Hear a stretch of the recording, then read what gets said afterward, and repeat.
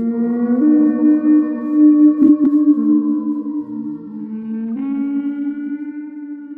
ំរាបសួរប្រិយមិត្តថ្មីចាស់ទាំងអស់ជាទីគោរពរាប់អានថ្ងៃនេះខ្ញុំចង់ចែករំលែករឿងពិតមួយទៅដល់អស់លោកអ្នកដែលរឿងនឹងខ្ញុំទើបទទួលបានពីប្អូនប្រុសម្នាក់ឈ្មោះមេសាហើយរឿងរបស់គាត់មានចំណងជើងថាឈរមើល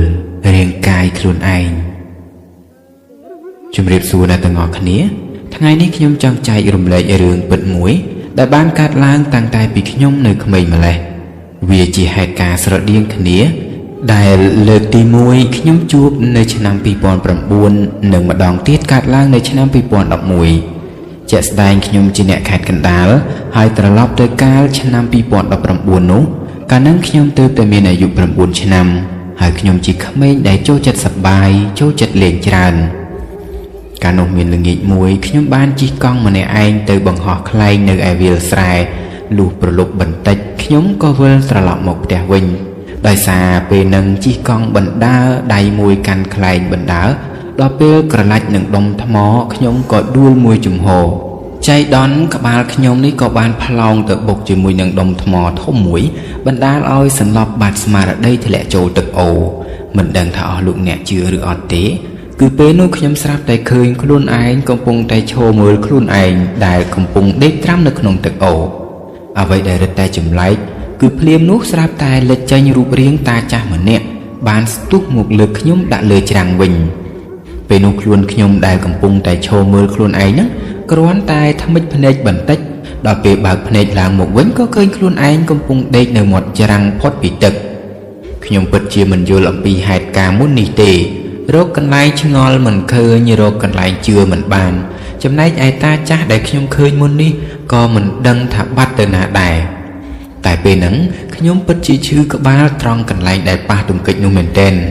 សំណាងល្អវាមិនមានរបួសដល់អញ្ចឹងខ្ញុំក៏ប្រញាប់ចោលខ្លែងនិងលើកកង់ជិះត្រឡប់មកផ្ទះវិញទើបនិយាយរឿងទាំងអស់នោះប្រាប់ពុកម៉ែខ្ញុំនិយាយថាមុននេះប្រហែលជាខ្ញុំដកព្រលឹងហើយមើលទៅហើយតាចាស់ដែលមកជួយស្រង់រាងកាយខ្ញុំចេញពីទឹកហ្នឹងប្រហែលជាអ្នកសច្ចាំងឬអ្នកតាក៏ថាបានវាមិនមែនជាការយល់សប្តិឬជាការស្រមើស្រមៃរបស់ខួរក្បាលកំឡុងពេលដែលខ្ញុំសន្លប់នោះទេគឺខ្ញុំពិតជាបានធ្លាក់ទឹកមែនទើបសើមទាំងខោអាវសើមទាំងសក់ក្បាល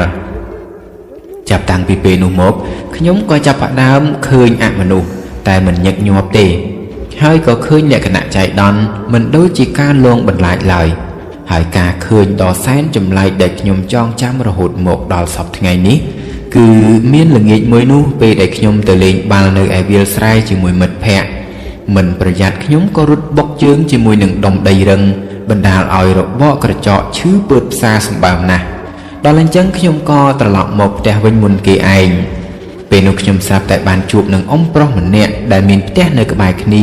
គាត់កំពុងតែអង្គុយកាត់ស្មៅគោពេលនោះខ្ញុំអត់បាននិយាយអីទេដោយសារកំពុងតែឈឺជើងខ្ញុំគ្រាន់តែញញឹមដាក់គាត់បន្តិចប៉ុណ្ណោះហើយអ្វីដែលចម្លែកគឺដើរផុតពីនឹងបានបន្តិចខ្ញុំក៏ជួបអ៊ំប្រុសនោះដដែលគាត់កំពុងអង្គុយកាត់ស្មៅគោដូចគ្នាដល់ពេលងាកក្រោយមើលអ៊ំប្រុសដែលខ្ញុំជួបលើកដំបូងនោះក៏បានបាត់ស្រមោលទៅហើយរឹតតែចម្លែកថែមទៀតគឺពេលទៅដល់ផ្ទះខ្ញុំក៏ឃើញអ៊ំនឹងនៅអង្គុយជជែកគ្នាជាមួយពុកខ្ញុំទៅវិញប៉ុន្តែខ្ញុំអត់បានសួរនាំអីទេព្រោះជើងវាឈឺជាងរំលងមកបានប៉ុន្មានឆ្នាំគឺនៅឆ្នាំ2011ខ្ញុំក៏ជួបរឿងរន្ធត់មួយទៀតកាលនឹងអ៊ំប្រុសរបស់ខ្ញុំគាត់ឧស្សាហ៍មកផឹកស្រាថ្នាំផ្ទះខ្ញុំណាស់ព្រោះផ្ទះខ្ញុំនឹងលក់ចាប់ហួយដែលមានលក់ទាំងប៊ីយ៉ែនិងស្រាថ្នាំជាធម្មតាឧស្សាហ៍ឃើញមានចាស់មកដាក់មួយតយពីរតយមិនសូវខានរួមទាំងអ៊ំប្រុសរបស់ខ្ញុំនឹងផងដែរមានល្ងាចមួយក្រោយពេលផឹករួចអ៊ំក៏បានបបួលខ្ញុំជិះម៉ូតូដើរលេងហើយខ្ញុំក៏ព្រមទៅជាមួយគាត់ទាំងដែលសពមួយដងខ្ញុំមិនសូវចូលចិត្តអ៊ំប៉ុន្មានទេដោយសារតែក្លិនល្មុតទុំនឹងឯងតែមិនដឹងយ៉ាងម៉េចល្ងាចនោះខ្ញុំបែរជាព្រមទៅខ្ញុំមិនគិតទេថាវាជាការជិះជាមួយគាត់លើកចុងក្រោយពេលនោះមិនដឹងថាអ៊ំជិះចូលគន្លងឡានឬមកពីឡានជិះជ្រុលចង្កូតទេគឺពេលហ្នឹងឡានបានបុកម៉ូតូពួកយើងពីក្រោយ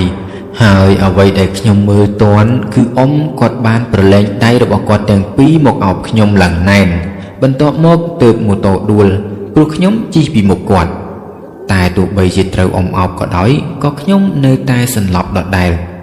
អ្វីដែលមិននឹកស្មានពេលដែលបើកភ្នែកឡើងខ្ញុំបែរជាឃើញខ្លួនឯងកំពុងតែឈរកាន់ដៃអ៊ំមើលទៅរាងកាយខ្លួនឯងដែលកំពុងតែដេកស្ដោកនៅលើថ្នល់ភ្លាមនោះអ៊ំក៏បានច្រានខ្ញុំឲ្យរត់ទៅរករាងកាយដែលកំពុងតែត្រូវអ្នកដំណើរគេចុះមកជួយសង្គ្រោះបឋមដល់ពេលព្រិចភ្នែកនិងបើកភ្នែកមកវិញម្ដងទៀតទើបខ្ញុំឃើញខ្លួនឯងកំពុងតែនៅលើដៃពូម្នាក់ហើយគាត់ក៏កំពុងតែយកដៃគាត់នឹងទះមុខខ្ញុំផងដែរប៉ុន្តែអ៊ំប្រុសគាត់មិនបានក្រោកមកជាមួយខ្ញុំនោះទេគឺគាត់ប៉ះទង្គិចក្បាលធ្ងន់ធ្ងរនិងត្រូវស្លាប់ភ្លាមៗនៅកន្លែងកើតហេតុបាត់ទៅហើយខ្ញុំពិតជាក្តុកក្តួលមែនទែនធ្លាប់តែមិនចូលចិត្តតែពេលហ្នឹងទើបដឹងពីទំហំចិត្តគាត់ដែលបារម្ភក្មួយយ៉ាងណារឿងនៅមិនទាន់ចប់ត្រឹមនឹងទេគឺក្រោយពេលអ៊ំស្លាប់ទៅបានប្រហែល10ថ្ងៃម៉ែខ្ញុំក៏បានជួបរឿងចម្លែកមួយយប់នោះនៅម៉ោងប្រហែល9ជាងខណៈពួកខ្ញុំជាកូននេះបានគេងលក់អស់ទៅហើយម៉ែស្រាប់តែបានឮសំឡេងឆ្កែព្រុសលាយឡំនឹងសំឡេងលូផងដែរដែលវាឮនៅមុខផ្ទះចំតែម្ដងដល់អញ្ចឹងគាត់ក៏បានដេញពុកឲ្យចេញទៅមើលប៉ុន្តែពុកខ្ញុំគាត់ចេញទៅយូរមែនទែនយូររហូតដល់ម៉ែឆ្ងល់គាត់ក៏ចេញតាមទៅមើលពេលហ្នឹងនៅមុខផ្ទះគឺអត់ឃើញវត្តមានពុកទេដល់ពេលក្រឡេកមើលចុះឡើងក៏ឃើញភ្លើងពិលនៅខាងក្រោយពេលតាមទៅមើលក៏ឃើញថានោះគឺជាពុកគាត់ថាមុននេះគាត់ឃើញមានគេដើរទៅក្រោយផ្ទះទើបគាត់ដើរតាមទៅមើលប៉ុន្តែពេលតាមចិត្តដល់បែរជាបាត់ម្នាក់នឹងសូនឈឹងតែម្ដងដល់ពេលបាត់មិនឃើញមនុស្សអញ្ចឹងគឺមានតែចូលផ្ទះវិញប៉ុន្តែមិនទាន់នឹងបានចូលផងម៉ែខ្ញុំស្រាប់តែបានឮសំឡេងគេនិយាយមកថាកពៅសុំស្រាមួយកយ៉យមក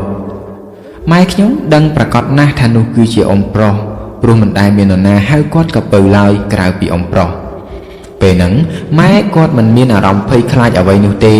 រួចគាត់ក៏បើកទ្វារតូបចូលទៅដួសស្រាមួយកូនកែវយកមកដាក់នៅលើតុដែលអ៊ំឧស្សាហ៍អង្គុយរត់ដងរួចនិយាយថា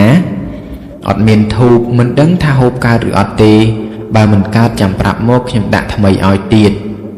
តែតាមមើលប្រហែលបានទទួលហើយមើលទៅព្រោះតាំងពីពេលនោះមកដូចជាមិនដែលមានរឿងចម្លែកអ្វីពាក់ព័ន្ធជាមួយនឹងអ៊ំទៀតនោះទេ